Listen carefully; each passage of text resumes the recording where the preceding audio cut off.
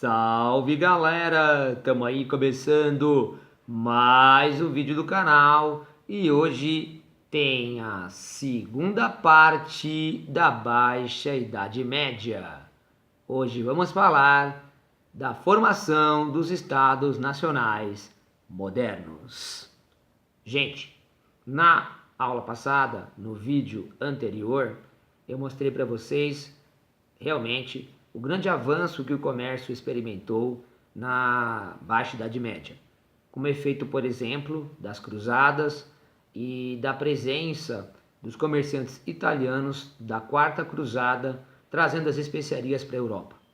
Então isso aí avançou o comércio, liberou o mar Mediterrâneo para a navegação comercial cristã, um monte de coisas levando a feiras, a novas rotas comerciais. Beleza. Daí o desenvolvimento dos burgos, né? As cidades francas, as ligas comerciais, grande avanço das forças produtivas. E eu queria dizer para você que o feudalismo, como modo de produção, passa a gerar um entrave para o avanço das forças produtivas. Pensa bem, cada feudo tem uma moeda diferente. Para você passar de um feudo para outro, tem pedágio. Aí você vai perceber que as feiras e os comerciantes utilizam pesos e medidas diferentes. Cada região tem uma lei comercial diferente. Veja que o avanço das relações comerciais está necessitando de uma unificação. Precisa de um rei só, de uma lei só, de uma moeda só e de um padrão de pesos e medidas apenas. Então, a ideia de um Estado unificado é uma grande solução para que avance cada vez mais as forças produtivas. É a ideia do Estado Nacional. Veja, nesse momento, o rei ele vai poder se apoiar na burguesia, que vai financiar o seu exército nacional próprio. Isto rompe aquela vassalagem com a nobreza, aquela nobreza que dissolvia o poder do rei. E em troca, o rei vai tomar uma série de atitudes que vão facilitar o comércio da burguesia. Ao mesmo tempo, essa nobreza, ela não é tão prejudicada assim, porque ela tem uma isenção fiscal dentro do Estado Nacional que vai surgindo. Olha, para você estudar a formação do Estado Nacional, aqui no ensino médio brasileiro, no vestibular, nós cobramos o caso francês e o caso inglês. Comecemos então pelo caso francês. A última coisa que a gente tinha falado foi lá na aula de feudalismo para você sobre o Tratado de Verdun e que o neto de Carlos Magno, o Carlos o Calvo, começa a governar o que chamamos de Reino Francês. Então você tem uma dinastia carolíngia governando o Reino Francês. E essa dinastia carolíngia vai lá desde o século VIII e vai governar o Reino Francês até o século X, quando o último rei carolíngio acaba falecendo sem deixar descendentes. Foi a nobreza, não é? Acabou então se reunindo e elegendo Hugo Capeto, o novo rei da França, e aí dando início a uma nova dinastia, dinastia capetinja, que vai governar do século X ao século XIV na França, e será essa dinastia capetinja que vai tomar uma série de atitudes que vão então levar à formação do Estado Nacional Francês, à consolidação do Estado Nacional Francês.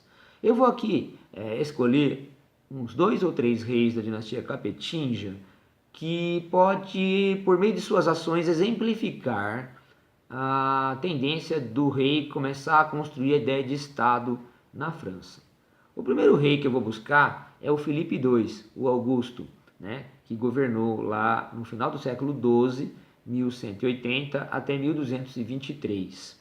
Esse rei Filipe II, o Augusto, ele expande os domínios de seu reino.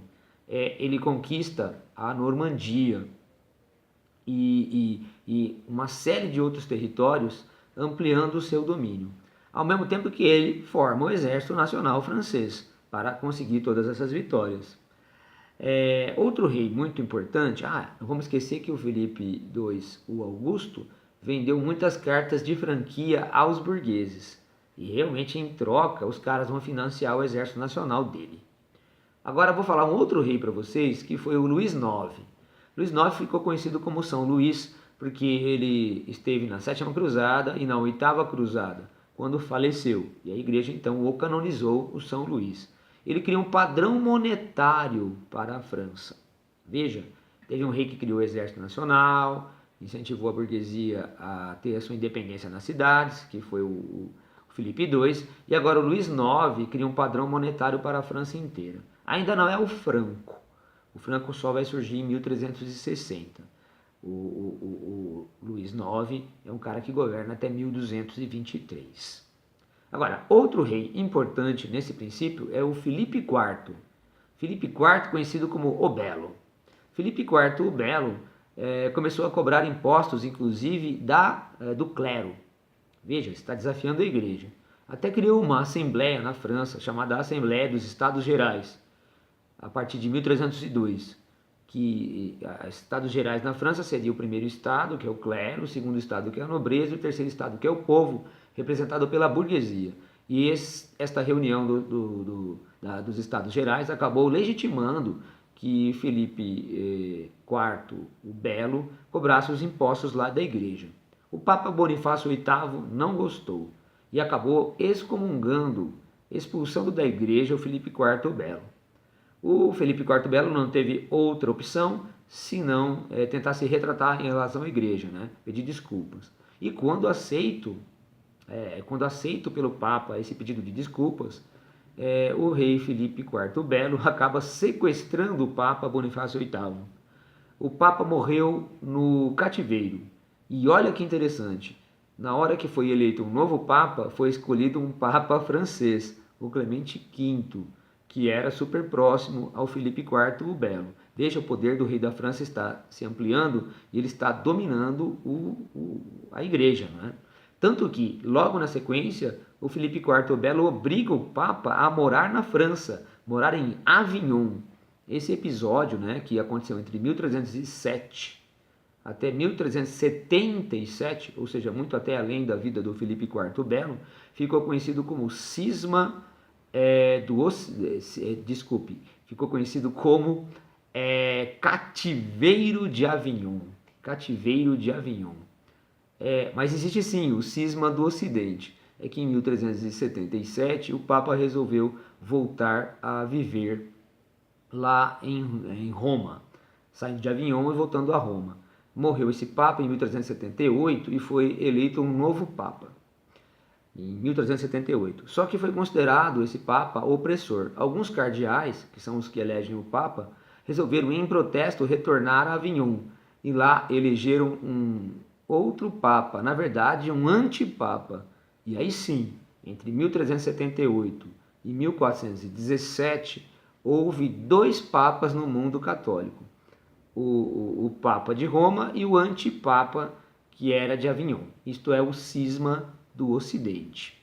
Em 1417, os dois papas, o Papa e o antipapa, renunciaram em nome de uma figura de consenso.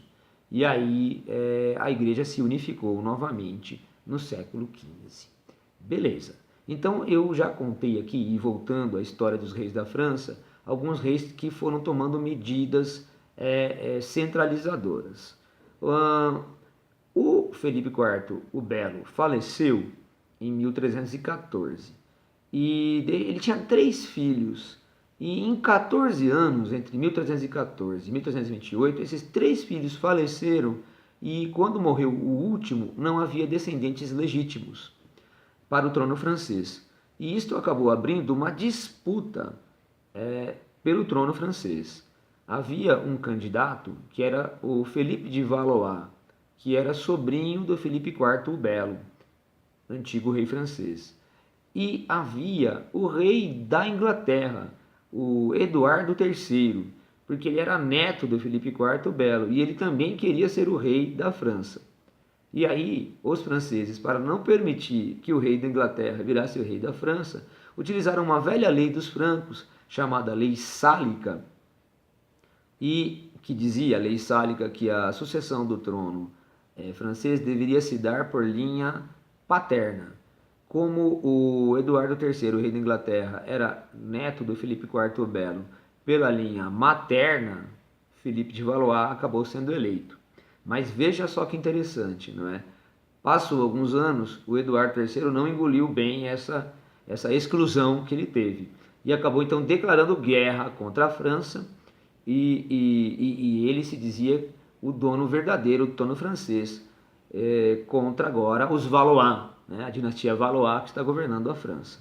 Esta guerra, famosa guerra, recebeu o nome de Guerra dos 100 Anos e aconteceu entre 1337 e 1453. Causas dessa guerra. Sem dúvida, essa causa que estava comentando contigo agora, né? A sucessão do trono francês. O rei da Inglaterra se acha dono do trono francês. E os Valois na França se acham também donos do trono francês. E começa a guerra por essa causa política. Há também uma causa econômica. Quem fosse rei da França controlaria a rica região do Flandres, Bélgica atual. O Flandres, ele tinha manufaturas têxteis e comprava muita lã da Inglaterra, né? Como matéria-prima dessa manufatura têxtil. Portanto, se o rei da Inglaterra também fosse rei da França, ele poderia ampliar esse fluxo de comércio. E se o rei da França não fosse o rei da Inglaterra, poderia inclusive cortar esse comércio. Então temos uma causa econômica, a disputa pela rica região do Flandres, onde havia manufaturas têxteis. Agora vejamos o desenvolvimento dessa guerra. É uma guerra de 116 anos, gente. É uma guerra que foi intermitente. E, especialmente no século XIV, alguns fatos paralisaram essa guerra. Fatos terríveis. Os historiadores chamam isto de crise do século XIV. A guerra, a fome e a peste. Então, estes episódios terríveis paralisaram a guerra por um tempo. Em 1347, 1348, aconteceu o que a gente chamou de peste negra. Peste negra seria a peste bubônica. Os ratos se espalharam pela Europa. Havia a pulga do rato. E ele era então o vetor da peste bubônica. A peste bubônica quando inflama os bubões.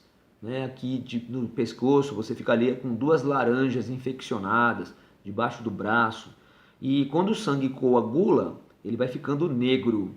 Então por isso a peste negra, uma infecção generalizada e você morre. Na verdade os ratos se propagam, e a pulga junto com o rato, por causa do ambiente do renascimento comercial, né? E havia pouco sanitarismo nas cidades. As rotas comerciais, as pessoas circulam e os ratos vão junto, as pulgas também vão junto. Então essa doença é bem relativa ao renascimento comercial e urbano. Algumas fontes retratam 1/3 da Europa morrendo rapidamente entre 1347 e 1348. Outra coisa importante são as péssimas colheitas. Durante os séculos 11, 12 e 13, se derrubou as florestas europeias, se drenou os pântanos. Isso alterou o microclima europeu e gerou péssimas colheitas e uma fome generalizada. Então houve algumas rebeliões camponesas. Na França, as rebeliões camponesas, porque os camponeses estavam com fome, foram chamadas de jacqueries. Jacqueries. A revolta do homem simples, do camponês.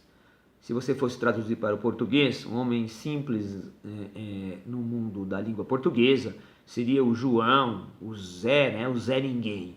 No caso, o homem simples na França se chama Jacques, por isso Jacqueries. Em 1358, na França. Na Inglaterra, inclusive, houve um episódio semelhante em relação a isto, revoltas camponesas, e isso foi em 1381. A liderança foi de um camponês chamado Wat Tyler, famoso Wat Tyler. Após esses episódios, no século XV, a guerra retorna com força. E, novamente, o rei da Inglaterra, ele tem uma vantagem nessa guerra. Porque o rei da Inglaterra, ele tem muitos vassalos na França, que o apoiam. Portanto, na verdade, no século XV, o rei francês Carlos VII estava numa enrascada.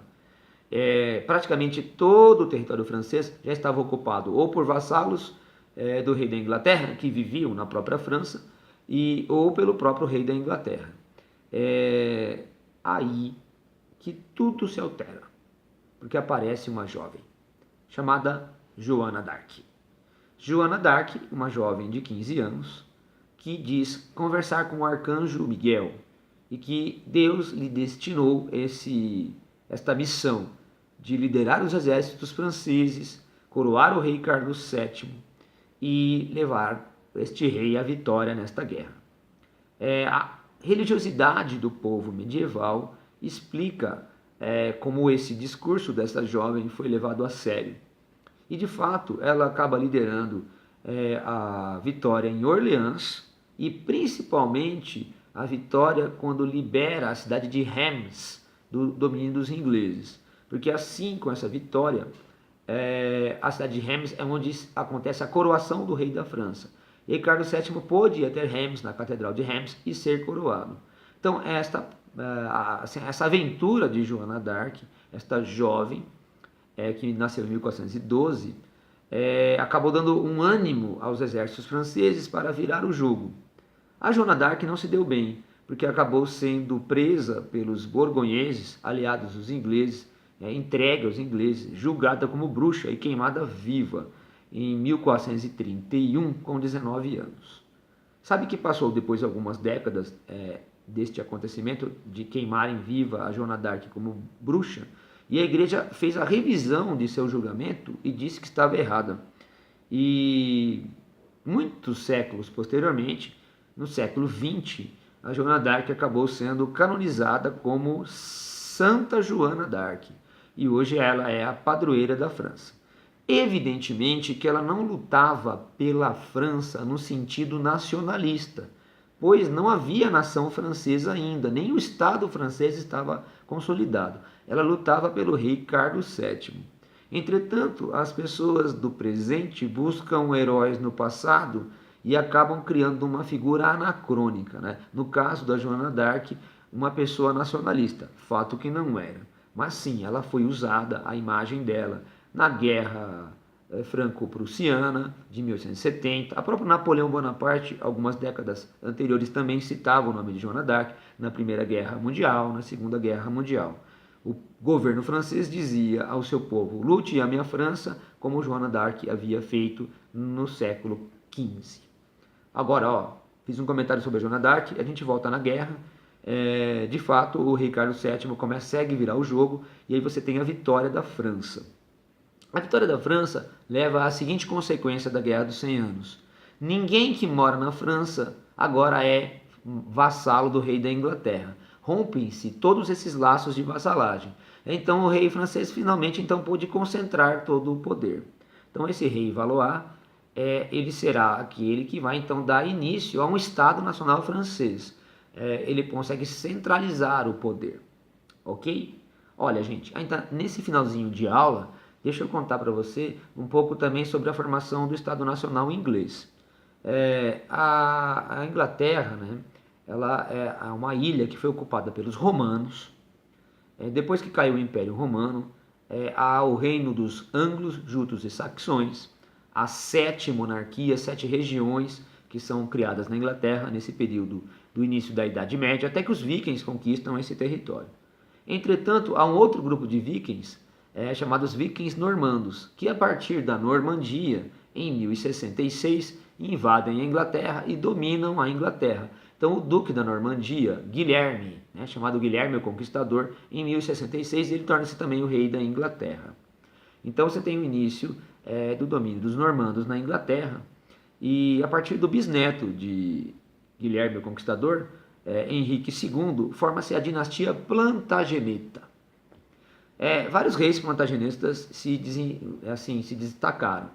Por exemplo, o rei João, um rei meio trapalhão. Ele acabou deixando de ser o duque da Normandia, lembra do Felipe II o Augusto, que conseguiu pegar e ampliar muito os seus domínios, né? Pegou a Normandia. Então agora o rei João ficou sem terra, ficou sem a Normandia, perdeu algumas guerras também para a igreja.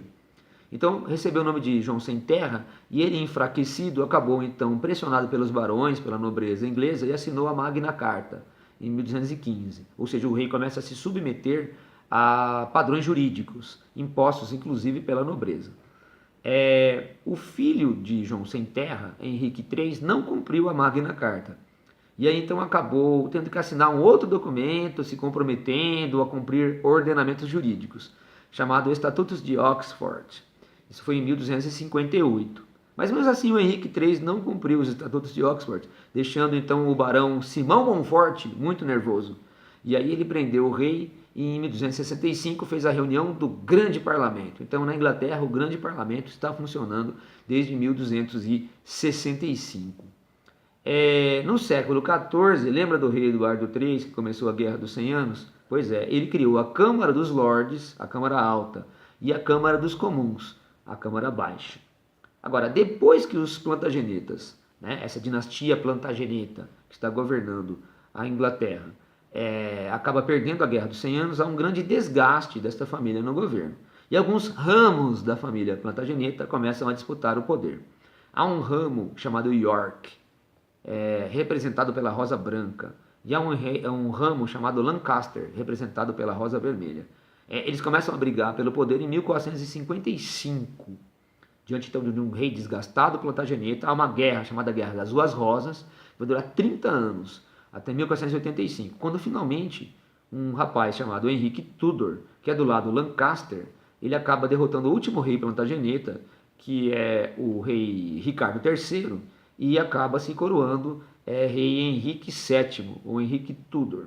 Para pacificar a Inglaterra, inclusive, ele casou-se com uma jovem em York. E aí começa a dinastia Tudor, e aí você tem finalmente o Estado inglês com o poder centralizado na mão do rei. Os Tudors vão governar até 1603 e falaremos deles numa aula sobre absolutismo mais a seguir. Ok?